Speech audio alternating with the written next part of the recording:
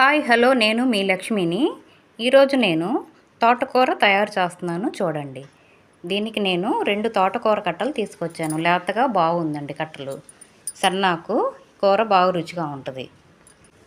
ఇందులో గడ్డి పీసులు పిచ్చాకు ఏమీ లేకుండా బాగా శుభ్రంగా తీసేసుకోవాలండి.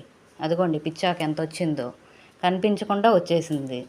ఇవి తెలియకుండా వేస్తే కూర బాగుండదు. తోటకూరని 2 సార్లు శుభ్రంగా వాష్ చేసుకోవాలి. ఇదేంటంటే కనిపించకుండా ఇసుక ఉంటుంది, అడుక్కు తేలిద్ది. నేను కుక్కర్లో ఉడికిస్తున్నానండి, త్వరగా ఉడికిద్దని. ఇందులోకి లావుగా కట్ చేసిన ఉల్లిపాయలు, పచ్చిమిర్చి, లావుగా కోసిన టమోటా ముక్కలు, శనగబేడలు, పసుపు, కొంచెం కొత్తిమీర, కొద్దిగా వాటరు వేసుకొని మూత పెట్టుకొని స్టవ్ వెలిగించుకొని 4 విజిల్స్ రానివ్వాలండి. ఇప్పుడు ఉడికిన తర్వాత మూత తీసుకొని ఒక్కసారి కలిపి చూద్దాం ఉడికిందేమో. బాగా ఉడికిందండి. ఇందులో మనం కొంచెం గోంగూర కూడా ఇప్పుడు వేసుకున్నా కూడా ఆవిరికే ఉడికేసిద్దండి. గోంగూర కొంచెం, అందులోకి కారం, కళ్ళు వేసుకొని బాగా కలపాలి. కలిపిన తర్వాత చింతపండు పేస్ట్ వేసాను.